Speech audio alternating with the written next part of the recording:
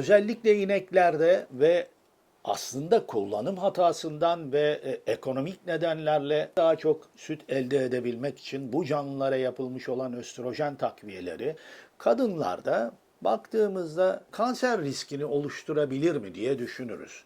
Ama şunu da göz ardı etmemeniz lazım. Adetten kesilen, menopoza giren her kadın ciddi östrojen eksikliği problemleriyle karşı karşıya kalır. Hatta eğer bir riski yoksa, ki bu riskleri her zaman araştırmak gerekir, östrojen takviyeleri, bitkisel östrojen takviyeleri, hayvansal östrojen takviyeleri alırlar ki menopozun problemlerini ortadan kaldırsınlar. Bu tabii ki doktorlarının kontrolü altında yapılan bir iştir. Ben canlılarda eğer ticari endişelerle ve gayelerle güvenilmez ortamlarda ve güvenilmez yerlerde durmadan östrojen enjekte ederek bir canlıdan istediğinden fazlasını elde etmeye çalışan ortamlardan süt alırsanız östrojen riski yüksekliğiyle belki karşı karşıya kalabilirsiniz. Ama östrojeni sebzelerden de alırsınız. Fitoöstrojenler de kullanırsınız. Dolayısıyla haftada bir iki kere bir iki bardak süt içmenin bu kadar büyük bir risk yaratacağını asla düşünmeyenlerdenim. Keskin bir şekilde süt asla içmeyin, 40 yaşının üstünde kullanmayın demek bana göre son derece yanlıştır. Bizim meselemizde bir dozaj meselesi vardır.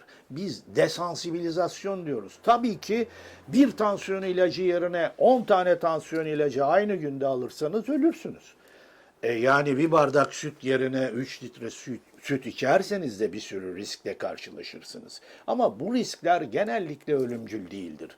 Bununla birlikte olan ölümcül pek çok gıdayı almış da olabilirsiniz. O nedenle ben keskin bir içmeyin sözcüğüne tıpkı geçmişteki asla yumurta yemeyin sözcüğü gibi şüpheyle gülümseyerek bakarım. Çiğ sütü kaynatıp mı kullanıyorsun doktorum, marketten mi? En zor sorulardan bir tanesi.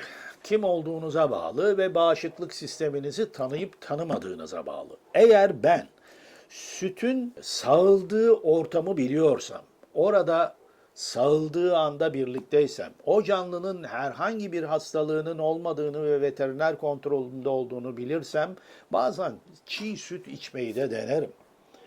Ama genellikle bunu hastalarıma ve insanlara tavsiye etmem.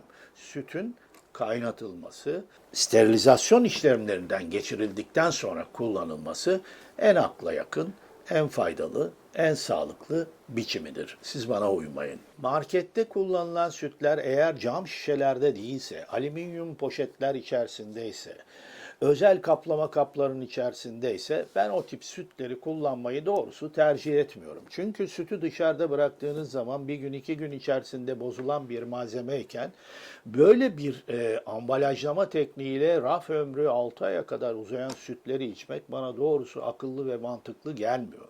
Bir de üstelik bu sütlerin fabrikasyon süreci içerisinde içindeki yağların, içindeki gıdaların, içindeki faydalı maddelerin alındığını ve değerlerinin düşürüldüğünü, işte laktozsuz, kazeinsiz, işte yarım yağlı, hiç yağsız süt diye prezente edilerek ticari unsur haline getirilmesini kendi adıma kabul etmem. Ama bu bir tercihtir.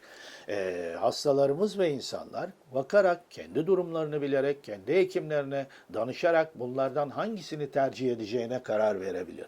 Ama ben tekrar söylüyorum. Eğer sütü aldığım yer, bildiğim, veteriner kontrolü altında olduğunu gördüğüm, sağılırken hatta yanı başında olduğum bir sütse, tekrar söylüyorum, bunu kaynatmadan da içerim. Ama çoğunlukla sütü kaynatarak kullanırım.